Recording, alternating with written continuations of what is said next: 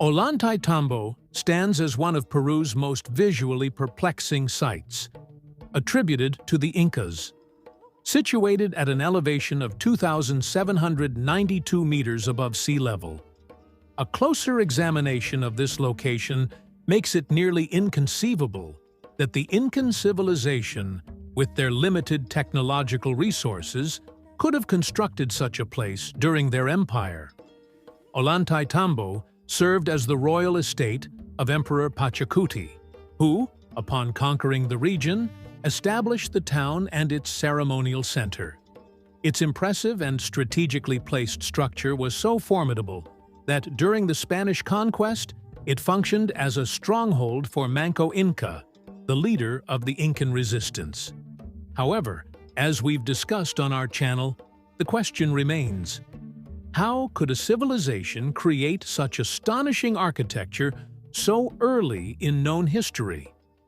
What methods did they employ to construct these sites, and what purposes did they serve? Some ruins in Peru, particularly at Ollantaytambo, prompt one to wonder if, for instance, the massive stairs carved into the hillside were intended for human use. Why were they made on such a grand scale? Historical records indicate that around the mid-15th century, Incan Emperor Pachacuti conquered Ollantaytambo and its surrounding region, incorporating them into his personal estate.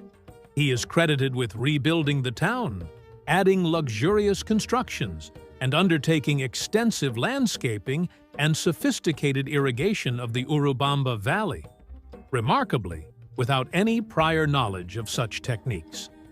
Were these enormous terraced steps once used by giants, or did they serve a purpose akin to the ancient site known as Moray?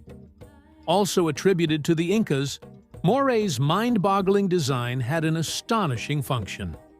The builders of this vast structure were masters of horticulture, having discovered that by creating these elevated terraces at specific angles to the seasonal winds and sun, they could gradually acclimate plants previously unsuited to that climate over many generations. Perhaps Ollantaytambo was used similarly. Moray is seldom discussed in academic circles, and its existence and function are challenging to explain within modern paradigms. While not built by giants, we believe its original use was no less impressive. One of our personal favorite ancient sites is the fortress of Sacsayhuaman. We believe this site was constructed an unimaginably long time ago, yet it would still pose a formidable challenge to any invading force. One of the most impressive features of the site, and the reason it's among our favorites, is the inexplicably baffling stonework comprising the fortress's maze-like outer walls. Built without mortar, these walls encompass some of the most astonishing ancient stonework found anywhere on Earth.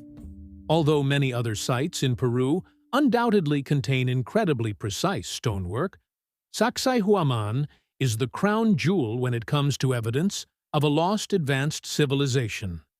The largest stones in this boundary stand 28 feet high and are academically estimated to weigh over 120 tons, with more enthusiastic estimates placing the largest stones around the 300 to 400-ton mark. Located on the outskirts of the ancient Incan capital of Cusco, it rests on an enormous artificially leveled plateau. It consists of 3 outer barriers: gargantuan walls, 1,500 feet long and 54 feet wide, created in a strategic zigzag shape. They surround a paved area containing a mysterious circular structure.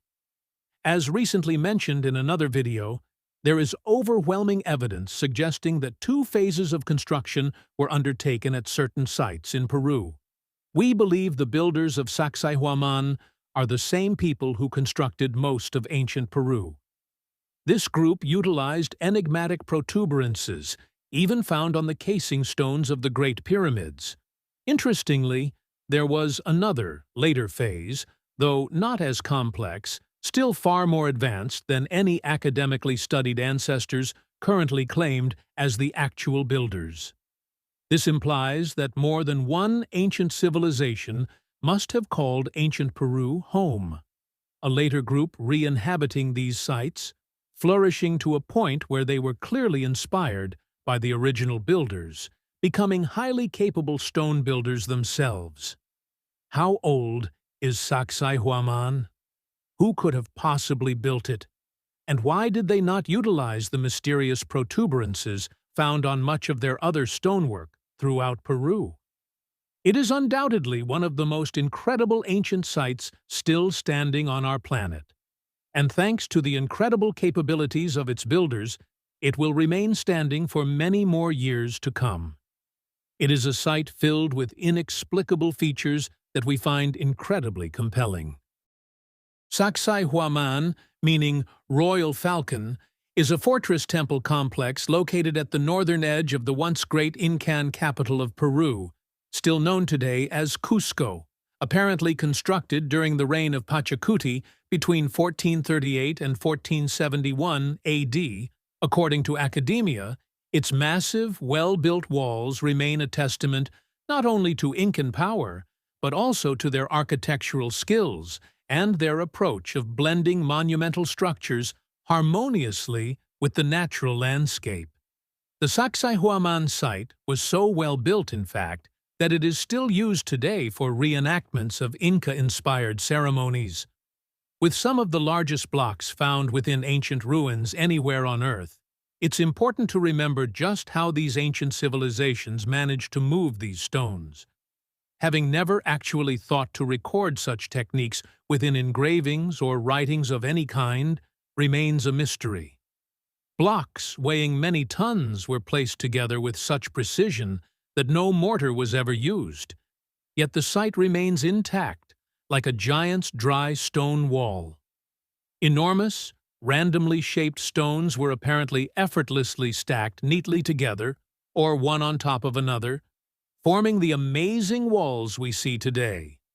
Who built Sacsayhuaman? Was it really the Incas? If so, how did they manage it?